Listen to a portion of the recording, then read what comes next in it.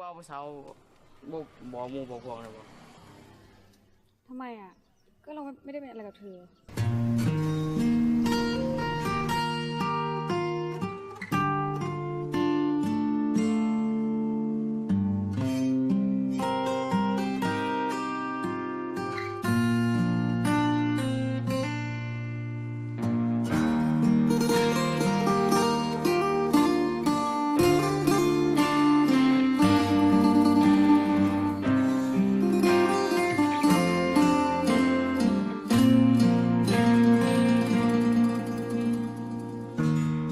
บอกเป็นอย่างดอกน้องไอ้เข้า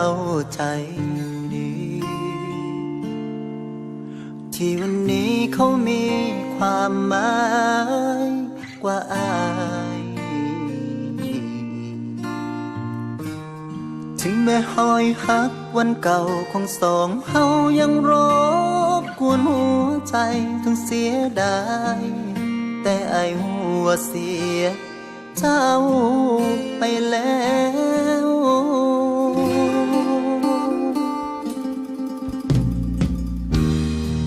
บอกเห็นแววความหักในสายตาก็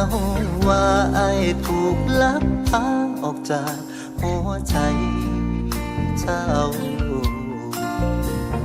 คงบ่แม่นคนอื่นคนไกลถึงหลับตาก็หูว่าเป็นเขาแค่อยากถามเหตุผลที่หักเฮากระเด็นมันบ่เป็นคือจังน้องเว้าหักอายหลายพอตายแทนได้ฟ้าบ่โยนดินบ่สลายสิหาบ่ได้แล้วมันเกิดยังกับความหักเขาน้องจึงได้คบเขาที่ไม่น้ำตาพังใจว่าหักสิบอกเพมังหักบ่จางปานสางห้างแท่นอมาขุดใจอายไว้แล้วก็ไปกับเขาหลงลืมน้ำบอกเก่าเจ้าเลือดเย็นถึงใจคัดแรกก็ตั้งใจหา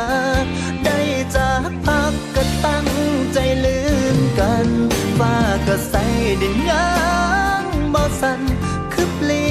ยนใจง่ายแท้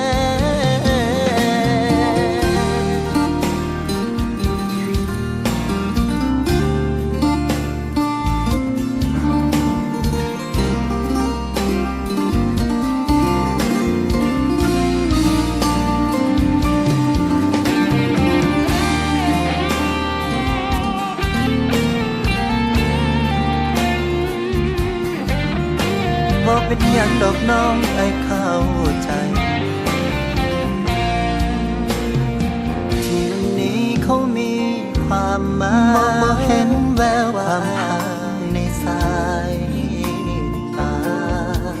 ก็หูว่าอายถูกลักพาออกจากหัวใจ